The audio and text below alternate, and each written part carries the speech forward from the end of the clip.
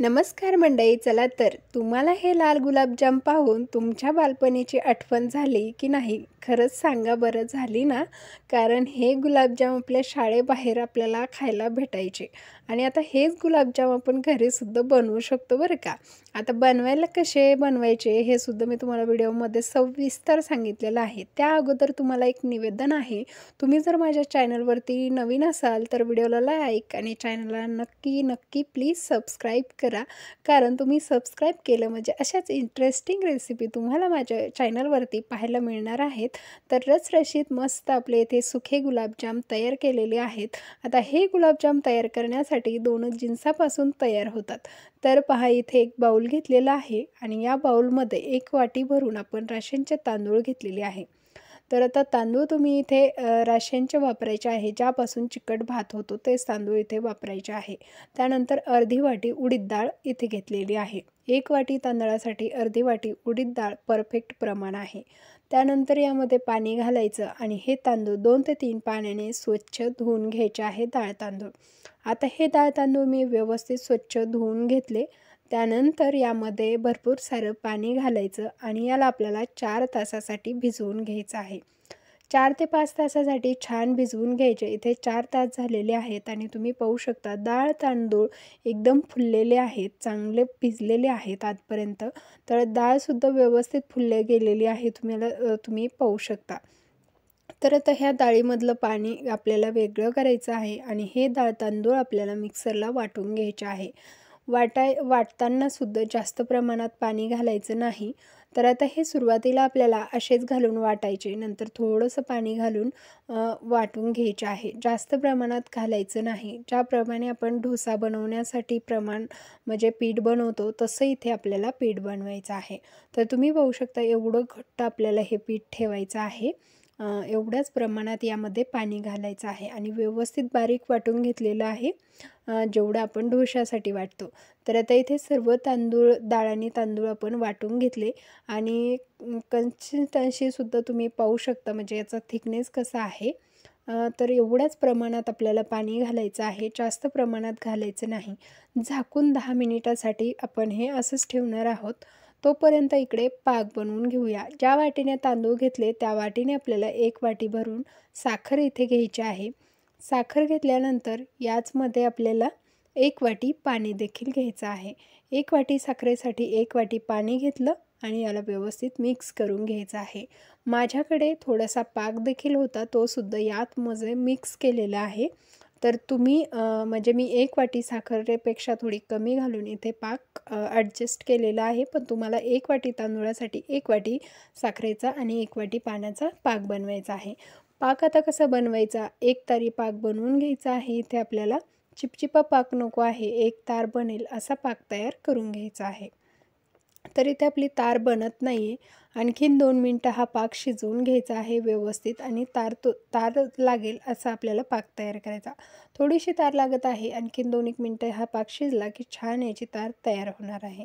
तर 2 मिनटासाठी हा पाक तयार करून घेते. शिजतोय तोपर्यंत यामध्ये पाव चमचा आपण वेलची पावडर घालून घेतलेली आहे. वेलची पावडरमुळे हा गुलाबजामला चव छान येते. तर आता इथे 2 मिनिटं झालेली आहेत आणि छान दाटसर असा आपला पाक तयार झाला आहे. आता ही पाक आपण साईडला ठेवूया आणि इथे तेल गरम व्हायला ठेवूया.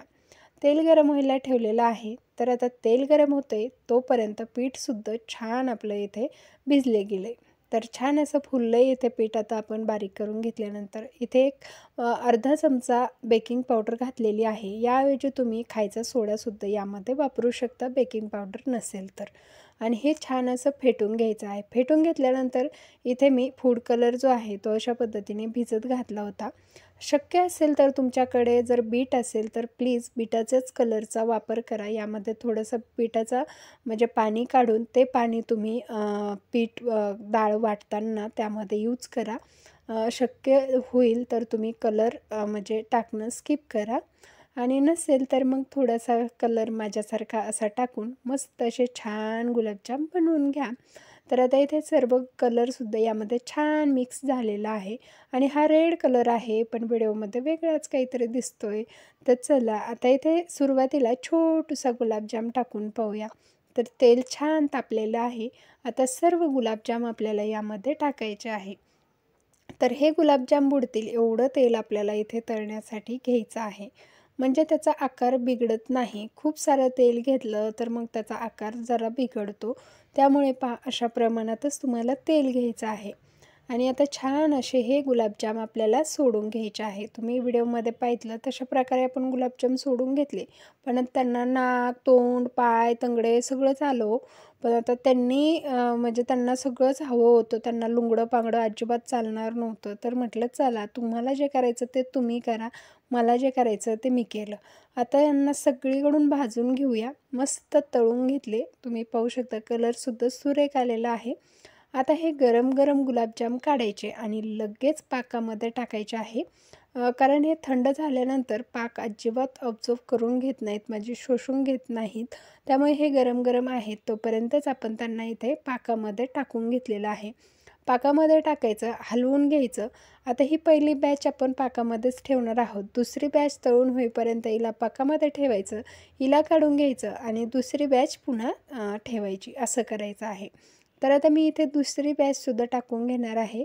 तर पहा, हा एक फॉर्म्युला यूज करावं म्हटलं गोल येण्यासाठी, पण तसं काही होत नाही. त्यांना शेंडी येतेच थोडीशी. चला, तर आता तुम्हाला जी आयडिया सोपी वाटेल, जसं वाटेल तसं तुम्ही इथे टाकू शकता. पण त्यांना कसंही टाकलं तरी त्यांची नांगी वाकडी ते वाकडीच असं त्यांनी ते ठरवलेलंच असतं. तर चला, आपण घ्यायचो त्या गुलाबजामलासुद्धा असायच्या बरं का. आणि त्यांचं कसं असतं, नेहमी-नेहमी करून हात रुळलेला असतो. आपल्याला असा पदार्थ कधीतरी करायचा असतो. त्यामुळे आपल्याला इतकं परफेक्ट ते जमत नाही. पण चव मात्र एकदम परफेक्ट, त्यापेक्षाही सुंदर लागतात. त्यामुळे तोत्रा बसत नाही ह्या गुलाबजामने जर अशा पद्धतीने केले तर. इथे सर्व गुलाबजाम टाकून घेतले. ते गुलाबजाम तळतायत तोपर्यंत इकडे आपले रसरशीत पाकात भिजलेले गुलाबजाम आता आपण एका ताटामध्ये काढून घेणार आहोत. कलर तर एवढा सुरेख आलाय ना, आहा! तोंडाला लगेच पाणी येते, काय सांगू. खूपच लहानपणापासून खूप आवडतात आणि आत्ताही आवडीने लगेच खावंसं वाटते. तर मी व्हिडिओ बनवता लगेच खाल्लेले देखील आहेत. तर आता हे पाकामधून सगळे तयार करून झाले. यावरती आता आपल्याला साखर भुरभुरून घ्यायची आहे. साखर टाकून घ्यायची आणि मस्त या गुलाबजामला अशा पद्धतीने लावून घ्यायची. तर मी जास्त प्रमाणात साखर टाकलेली नाही, कारण आपण जास्त लावलेली साखर हे गुलाबजाम खाणार नाहीत. कारण ऑलरेडी आपण ते पाकातसुद्धा टाकलेले आहेत. तुम्ही हवं असल्यास जास्त प्रमाणात साखर टाका. तर मस्त ह्या गुलाबजामला इथे साखर लागलेली आहे, तुम्ही पाहू शकता. आणि छान असे आपले गुलाबजाम तयार झालेले आहेत. तर तुम्हाला ही रेसिपी आवडली का काय ते मला कमेंटमध्ये नक्की सांगा. आवडली असेल तर नक्की ट्राय करा. भेटूया नवीन एका रेसिपीसह. धन्यवाद.